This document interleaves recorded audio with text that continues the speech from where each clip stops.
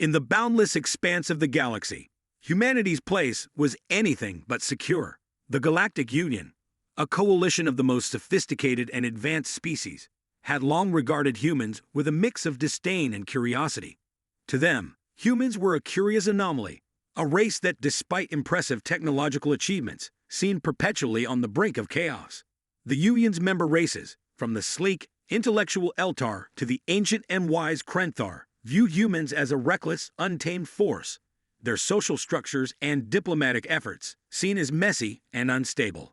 High Chancellor Villarin of the Eltar, known for his crystalline voice and refined demeanor, often voiced his skepticism.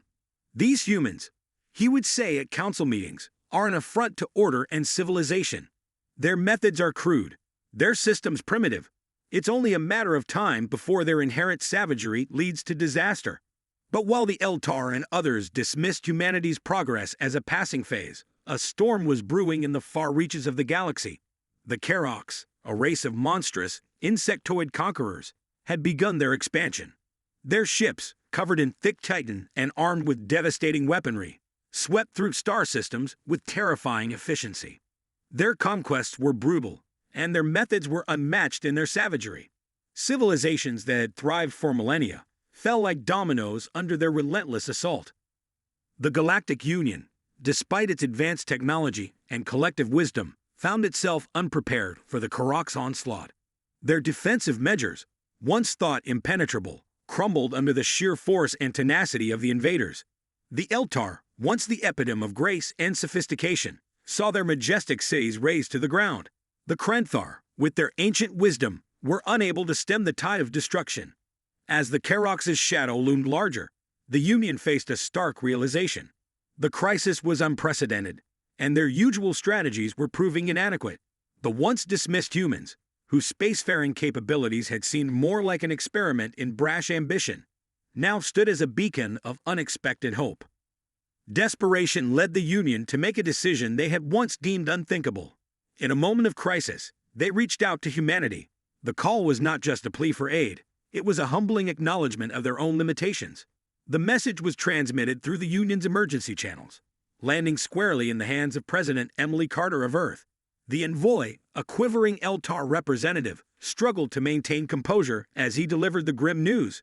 President Carter, we are in dire need. The Karoks have overwhelmed our defenses. We were mistaken about your capabilities. Please, we beg for your assistance. Emily Carter's response was calm, but resolute.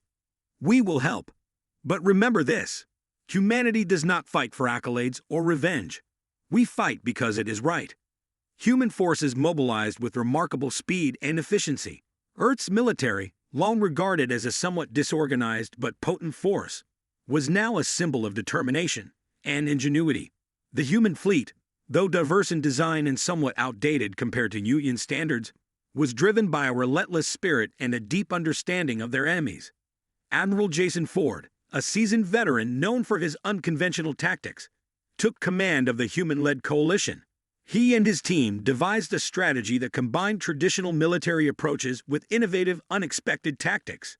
They turned the Karoks' strengths against themselves, exploiting every flaw in their seemingly invulnerable armor.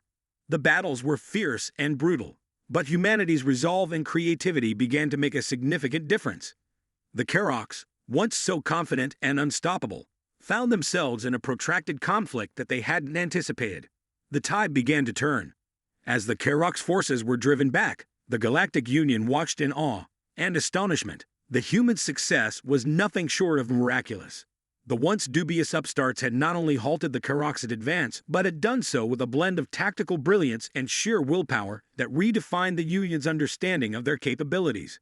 In a special session of the Galactic Council, High Chancellor Villarin addressed the assembly with a mixture of awe and gratitude.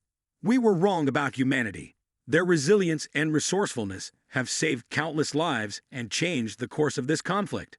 We owe them a debt of gratitude that cannot be fully repaid.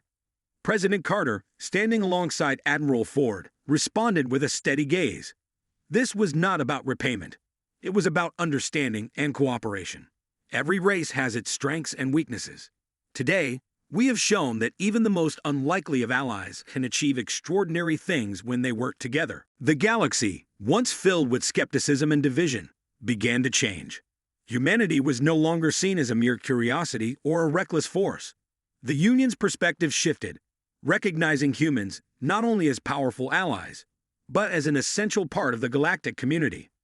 As the war ended and the dust settled, the once dismissed humans had proven their worth and demonstrated that even those considered savages could rise to become saviors.